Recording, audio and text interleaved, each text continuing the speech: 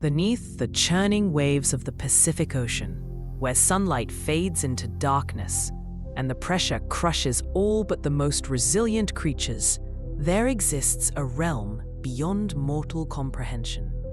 This is not the cold, lifeless abyss that scientists study, but rather a kingdom of impossible beauty, a palace constructed from crimson and ivory coral, where time itself bends to the will of its ruler. Within these halls dwells one of Japanese mythology's most powerful deities, a dragon king whose very breath can summon typhoons and whose magical jewels control the rising and falling of every tide that kisses Japan's shores. This is Ryujin, the dragon god of the sea, and his story has shaped Japanese culture for over 1,000 years. Ryujin stands apart from the fearsome, treasure-hoarding dragons of Western mythology. While European tales paint dragons as destructive beasts to be slain by heroes, the dragons of Japan embody something far more complex: the dual nature of the ocean itself, which provides sustenance, yet demands respect. Ryujin represents this contradiction perfectly. He is simultaneously a benevolent protector of fishermen and a force of nature capable of unleashing devastating storms. In Japanese mythology, dragons are known as Ryu or Tatsu, and they are worshipped as water kami, divine spirits associated with rainfall, rivers, and the sea. Ryujin is the tutelary deity of the sea, and many believed this god possessed knowledge of medicine, while also serving as the bringer of rain and thunder. Unlike his Western counterparts, Ryujin rarely displays wings, instead possessing a long, serpentine body that glides through water with supernatural grace. Traditional depictions show him with 3 claws on each foot, a distinctive feature of Japanese dragons, along with a magnificent mustache and scales that shimmer with all the colors of the deep ocean. But perhaps Ryujin's most remarkable ability is his power of transformation. The dragon god can shift into human form, allowing him to walk among mortals when necessary. This shape-shifting ability appears repeatedly in myths, where Ryujin sometimes takes human appearance to interact with heroes, test their character, or deliver divine messages. His true form, however, remains that of an immense dragon with a mouth large enough to swallow ships whole. A reminder that beneath his often benevolent nature lies the raw, untamed power of the ocean itself. Ryujin resides in Ryugu-jo, his magnificent palace under the sea, built from red and white coral. This underwater kingdom serves as the centerpiece of numerous Japanese legends, a place where the impossible becomes reality and mortal understanding breaks down. The palace's exact location shifts between tellings. Some place it beneath Lake Biwa, northeast of Kyoto, while others insist it rests on the ocean floor, far from any shore. The architecture of Ryugu-jo defies natural law. According to legend, the palace is constructed from solid crystal, red and white coral, and adorned with precious gems, with walls of coral and trees having emeralds for leaves and rubies for berries. Fish scales illuminate the great halls with an otherworldly luminescence, casting dancing shadows across chambers filled with treasures beyond counting. But the palace's most extraordinary feature has nothing to do with its physical splendor. Within Ryugu-jo, time flows differently than in the mortal world. A single day in the Dragon Palace equals a century on the surface. This temporal distortion has trapped many visitors who believed they spent mere days feasting and celebrating, only to return home and discover that generations had passed in their absence. The palace becomes, in effect, a beautiful prison where guests lose touch with their own lives without even realizing it. Each of Ryugu-jo's four corners represents a different season. Spring to the east, with cherry blossoms in full bloom. Summer to the south, with the buzzing of cicadas. Autumn to the west, with multicolored maple leaves. And winter to the north. A visitor can walk from one wing to another and experience the full cycle of the year in minutes, witnessing nature's eternal dance, compressed into architectural form. This feature symbolizes Ryujin's mastery over the natural world and the cyclical nature of time itself. The palace teems with life of an unusual sort. Sea turtles, fish, and jellyfish are depicted as Ryujin's servants, but these are no ordinary creatures. They wear elaborate kimonos, walk upright, and speak with human voices, serving as courtiers, guards, and attendants to the dragonkin. Red sea bream, flounder, sole, and cuttlefish hold positions of authority, greeting visitors with courtly bows and escorting them through the palace's winding corridors. These anthropomorphic servants blur the line between human and animal, creating a dreamlike atmosphere where the rules of the surface world no longer apply. Ryujin's authority over the ocean stems from two magical artifacts that have become central to numerous Japanese legends. The kanju, or tide-ebbing jewel, can cause waters to recede dramatically, while the manju, or tide-flowing jewel, makes the seas rise with tremendous force. These jewels appear as lustrous pearls, glowing with inner light, and they represent one of the most potent magical items in all of Japanese mythology. The jewel's power extends far beyond simple tide control. By manipulating ocean levels at will, their wielder can strand enemy fleets on suddenly exposed seafloors, create safe passage across ordinarily impassable waters, or summon devastating tsunamis to overwhelm armies. In the hands of someone who understands their full potential, the tide jewels become weapons capable of deciding the fate of kingdoms. Beyond these magical artifacts, Ryujin commands other impressive abilities. He can summon storms from clear skies, calm raging tempests with a gesture, and communicate with every creature that dwells beneath the waves. His breath can create typhoons, and his movements through deep waters generate currents that affect shipping lanes thousands of miles away. As the master of all sea serpents and dragons, lesser water deities must defer to his authority, making him not merely a powerful god, but the undisputed king of an entire divine hierarchy. No tale better illustrates Ryujin's nature and the wonders of his underwater realm than the story of Urashima Taro, one of Japan's most beloved folktales. This legend has been passed down for over 1,000 years, teaching important lessons about kindness, the passage of time, and the price of paradise. Long ago, in a small fishing village, there lived a young man named Urashima Taro. He was known throughout his community as an exceptionally kind soul who showed compassion to all living creatures. One day, while walking along the beach, Taro encountered a group of children tormenting a sea turtle, striking its shell with sticks and dragging it across the sand. Unable to tolerate such cruelty, Taro chased the children away and gently released the turtle back into the waves, watching as it disappeared beneath the surf. The next morning, Taro took his fishing boat out to sea as usual. As he cast his nets, a turtle surfaced beside his boat, the very same creature he had rescued the previous day. But this was no ordinary turtle. It spoke with a human voice, thanking Taro for his kindness and extending an extraordinary invitation. Though hesitant to leave his elderly mother alone, Taro's curiosity overwhelmed his reservations.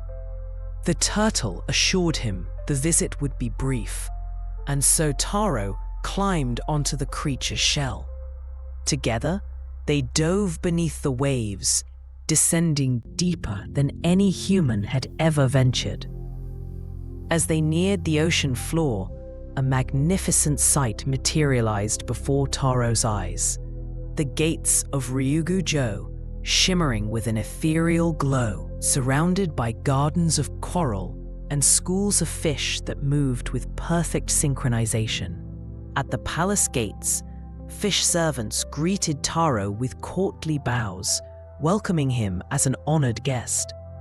They led him through corridors of crystal and coral to a great hall where Princess Otohime, Ryujin's daughter, awaited. The princess was breathtakingly beautiful, dressed in flowing robes of crimson and green that seemed to ripple like water itself. She revealed that she had been the turtle Taro saved, having transformed herself to test the young man's character. Grateful beyond measure, Otohime invited Taro to remain in Ryugu-jo as her guest for as long as he wished. What followed were days, or what seemed like days, of unimaginable luxury. Taro attended lavish banquets where sea bream and flounder danced for entertainment.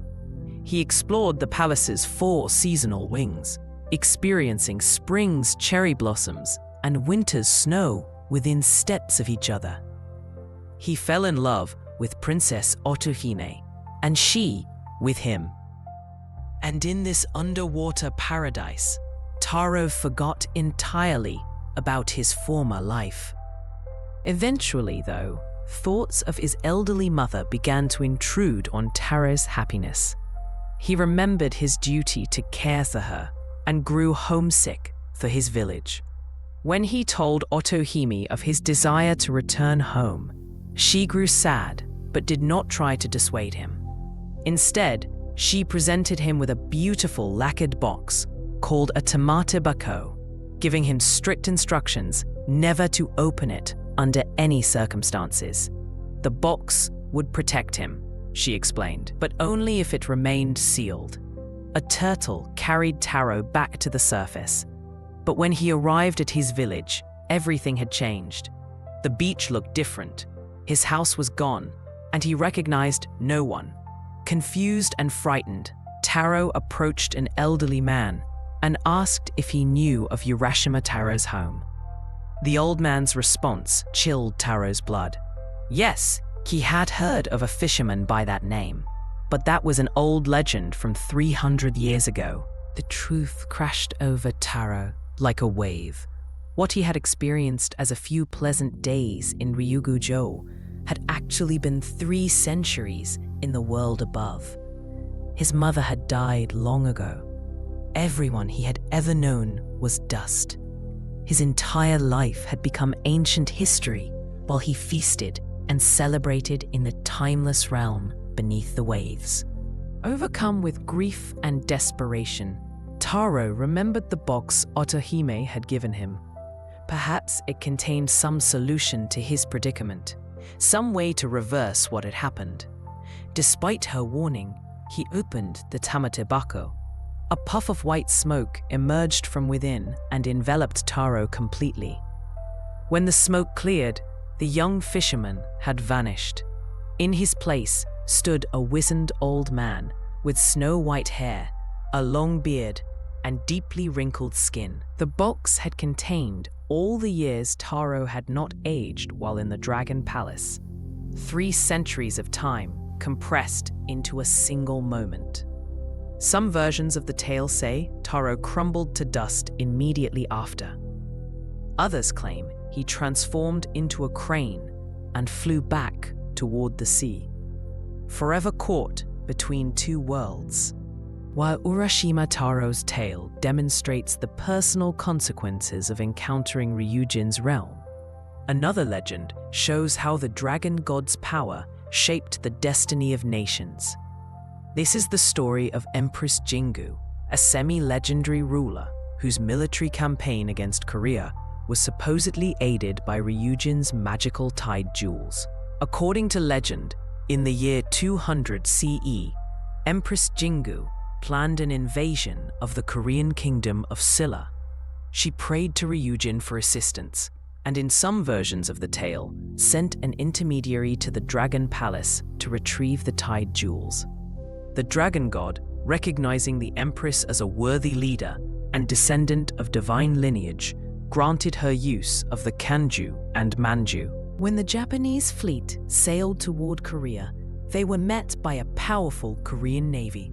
The Korean ships greatly outnumbered the Japanese vessels, and it seemed certain that Jingu's forces would be overwhelmed. But the empress possessed weapons more powerful than any sword or spear. As the Korean fleet approached, Jingu threw the kanju, the tide-ebbing jewel, into the sea. Immediately, the waters began to recede with supernatural speed, lowering dramatically until the ocean floor lay exposed, and the Korean ships found themselves stranded on mudflats far from water. Believing the Japanese fleet similarly stranded and vulnerable, the Korean general ordered his forces to disembark and attack on foot. The soldiers poured from their ships, marching across the exposed seabed toward what they thought were defenseless enemies. At precisely the right moment, Empress Jingu threw the manju, the tide-flowing jewel, into the sea, and a massive wall of water rose up, rushing back with the force of a tsunami and drowning the Korean soldiers while carrying the Japanese ships safely to shore. The annual Gion Matsuri festival at Yasaka Shrine commemorates this legendary victory, celebrating both Empress Jingu's tactical brilliance and Ryujin's divine assistance. While historians debate whether these events occurred as described or occurred at all, the story's enduring popularity reveals much about how the Japanese viewed their relationship with the sea. The ocean was not merely a barrier or a resource, but an active participant in their history, controlled by a dragon god who could be petitioned, honored, and relied upon in times of need. Not all of Ryujin's legends involve heroes and epic battles. Some tales explain natural phenomena through the dragon god's actions, and none is more charming than the story of why jellyfish have no bones. Long ago, Ryujin fell ill with a terrible skin rash that caused him great discomfort. His court physicians consulted ancient texts and determined that only one remedy could cure the dragon god: the liver of a living monkey. This presented a problem, as monkeys lived on land, far from Ryugu-jo, and no sea creature could easily capture one.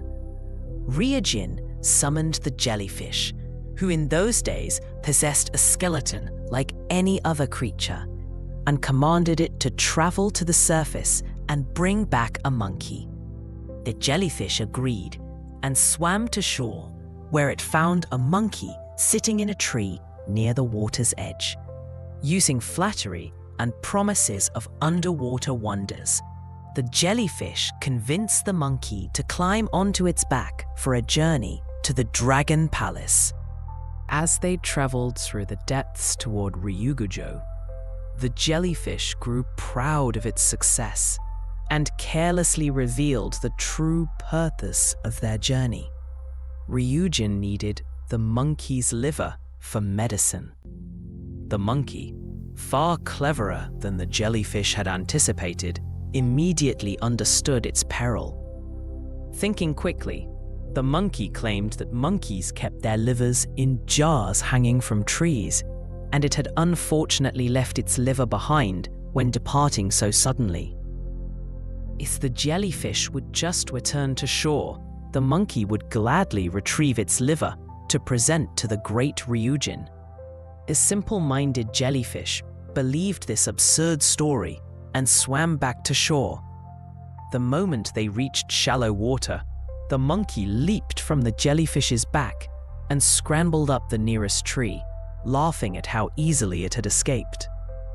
The jellyfish, realizing it had been tricked, Ryujin flew into a rage at the jellyfish's stupidity and beat the creature mercilessly, until every bone in its body was crushed.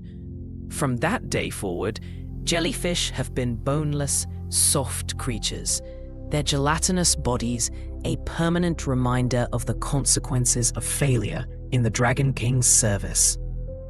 Ryujin's influence on Japanese history extends beyond folktales and moral lessons. According to mythology, the dragon god is a direct ancestor of Japan's imperial family through his daughter Otohime. This connection between the divine dragon of the sea and the earthly rulers of Japan formed a crucial part of the imperial family's legitimacy for centuries. The story begins with Prince Hori, a legendary figure from Japan's mythological age. Hori journeyed to Ryugu-jo, where he met and married Otohime, Ryujin's daughter. Their union produced a son, and that son in turn became the father of Jinmu, recognized in Japanese tradition as the nation's first emperor. This genealogy meant that every subsequent emperor could claim descent from Ryujin himself, carrying the blood of the dragon god in their veins. This divine ancestry served important political purposes. It elevated the emperor above ordinary mortals, justifying the imperial family's right to rule as descendants of the gods themselves. It also linked Japan's rulers to the sea that surrounded and protected their island nation, suggesting they inherited Ryujin's dominion over the waters. During times of foreign threat, particularly naval invasions, this connection took on special significance. The emperor's divine dragon ancestor would surely protect Japan from enemies approaching by sea. Ryujin Shinto, meaning dragon god faith, is a form of Shinto religious belief that worships dragons as water kami, connected with agricultural rituals, rain prayers, and the success of fishermen. This subset of Shintoism recognized the vital importance of water to Japanese life, for rice cultivation, for fishing, and for protection from drought.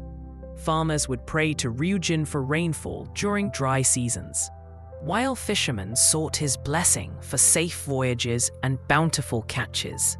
Shrines dedicated to the dragon god can be found throughout Japan, particularly in coastal regions and rural areas where communities depend on the sea. These sacred sites often feature dragon imagery, carved serpents coiling around pillars, painted dragons on ceiling panels, or dragon-shaped fountains where visitors purify themselves before entering. The architecture of these shrines reflects the deep reverence the Japanese people have maintained for Ryujin across centuries. Even in modern Japan, Ryujin's cultural presence remains strong. Dragon statues are considered lucky, particularly when placed near home entrances, where they can ward off evil spirits and attract good fortune. The dragon god appears in contemporary literature, anime, and video games. His myths adapted for new generations while retaining their essential character. Aquariums and seaside resorts sometimes adopt the name Ryugu to evoke the wonder and mystery of Ryujin's underwater palace. The tale of Urashima Taro is taught in elementary schools, ensuring that children grow up knowing the story of the fisherman who visited the Dragon Palace and the hard lessons he learned there. Ryujin endures in Japanese consciousness, not merely as an ancient myth, but as a living symbol of humanity's relationship with the ocean. His dual nature, benevolent protector and dangerous force, perfectly captures how the Japanese people have always viewed the sea that surrounds their islands. The ocean provides food, it facilitates trade, and it serves as a defensive barrier. But it also brings typhoons, tsunamis, and the ever-present risk of drowning.